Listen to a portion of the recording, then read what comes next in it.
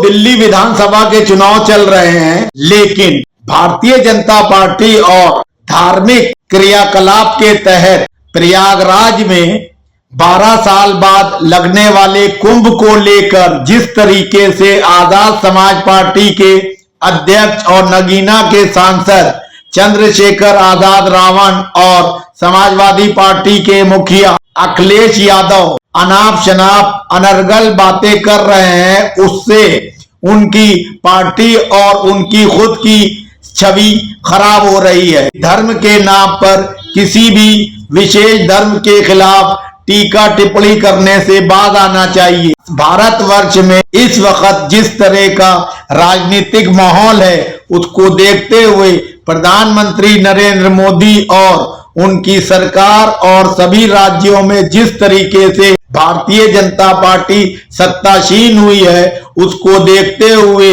नहीं लगता कि आने वाले समय में किसी भी कीमत पर विपक्षी लोग भाजपा को सत्ता से बेदखल करने में कामयाब हो सकेंगे। जिस तरीके से कुंभ को लेकर भारतीय जनता पार्टी और योगी सरकार को विपक्षी नेता घेरने का काम कर रहे हैं, उससे उनको कोई फायदा मिलने वाला नहीं।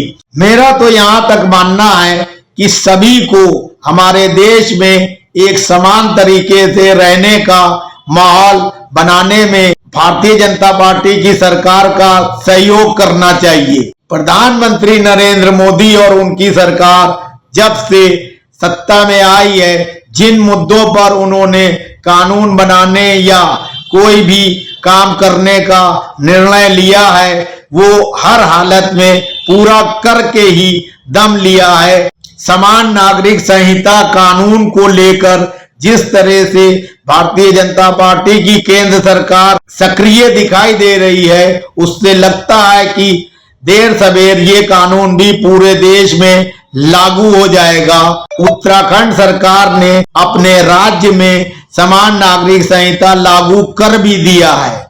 उसको देखते हुए अन्य राज्य भी कम से कम अपने अपने राज्यों में जहां भाजपा की सरकार है, समान नागरिक संहिता लागू कर देंगे।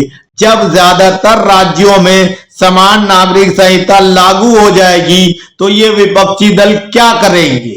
तो इस तरह से 75% भारत में समान नागरिक संहिता राज्यों के माध्यम से लागू हो जाएगी, तो क्यों ना भारतीय जनता पार्टी का सहयोग करने की दृष्टि से विपक्षी दल अपनी तरफ से सरकार को कुछ सुझाव दें।